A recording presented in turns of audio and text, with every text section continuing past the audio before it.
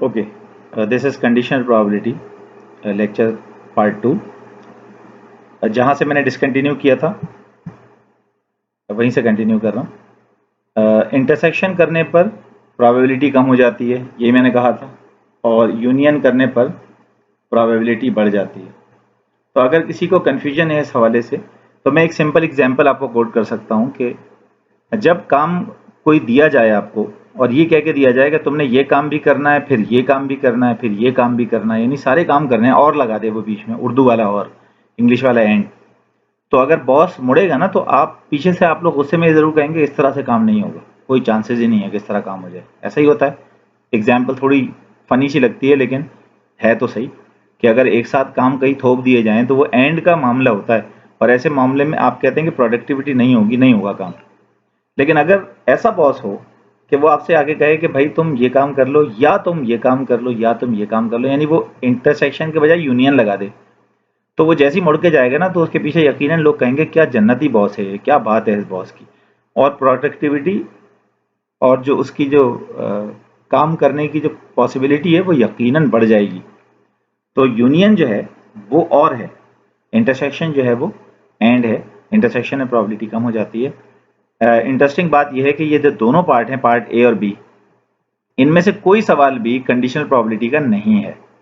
ये इंटरेस्टिंग बात है।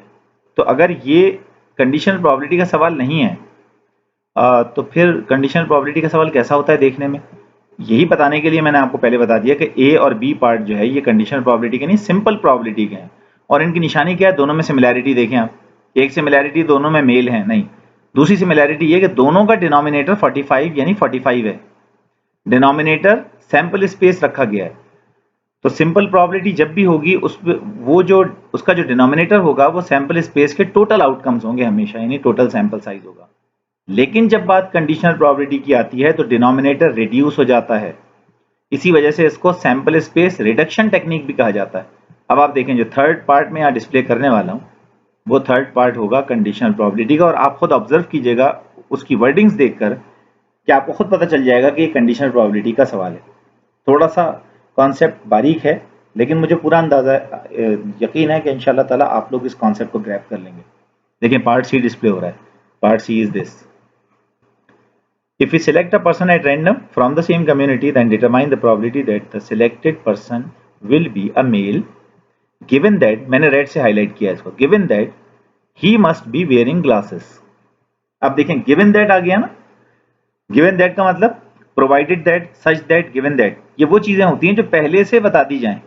ये समझ लें पब्लिक का इंटरेस्ट है, ये पब्लिक का इंटरेस्ट है, यानी पब्लिक चाह रही है, पब्लिक डिमांड।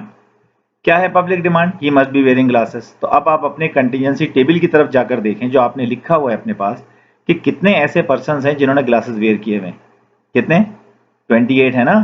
तो 28 पर्सन जिन्होंने ग्लासेस वेयर किए, 28% है या 17 है, वो आप देख लें। मेरे सामने वो स्लाइड नहीं है, मुझे लगता है शायद वो 17 है। तो उनमें से मेल कितने हैं? यकीनन 5 हैं।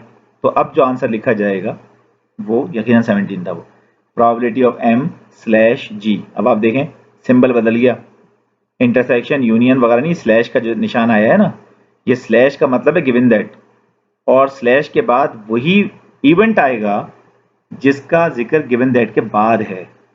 गिवन दैट के बाद जो भी होगा वो यहां पर डिनोमिनेटर में आ जाएगा, और उसके बाद उसमें से देखा जाएगा कि मेल कितने हैं।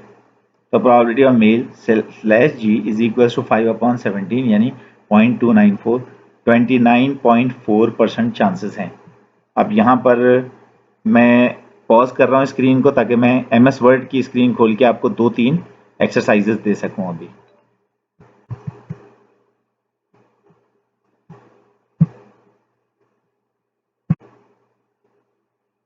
ओके माय डियर स्टूडेंट्स, अब आप ये देखें आपके सामने ये जो स्लाइड है, ये जो कंटीजेंसी टेबल है वो डिस्प्लेड है, और ये कंटीजेंसी टेबल जो है इसमें तमाम वो वैल्यूज़ लिखी हुई हैं जो अभी आपने देखी हैं थोड़ी देर पहले, ठीक है। और एट द सेम टाइम ये सवाल मैंने आपको दिया था, a male given that he must be wearing glasses, ठीक है। तो यह है probability of m/g is equals to 5/17 यानी 29.4%। ठीक, अब देखें मैं यहाँ पर इसे दोबारा से आपको MS वर्ड पे ले जा रहा हूँ। मुझे इस सवाल का जवाब अभी चाहिए। Probability of G/F। In order to make it more highlighted, let me increase its font size। अब मुझे आप में से हेल्प करें। स्लैश के बाद क्या लिखा हुआ है? F। तो F कितना है? F कितना है? 31 फीमेल्स हैं, राइट। उनमें से ग्लासेस वाली कितनी है? यकीनन ग्लासेस वाली 12 हैं, तो आंसर आ गया 12/31। इसी तरह मुझे ये बताएं प्रोबेबिलिटी ऑफ NG/M।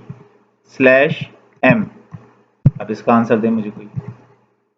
अब मुझे बताएं स्लैश के बाद क्या है? M, यानी स्लैश के बाद मेल है। मेल कितने हैं टोटल? यकीनन अगर आप देखें तो ये 14 है, यहाँ लिख दिया 14। अब इनमें से नॉट ग्लासेस वाले कितने हैं?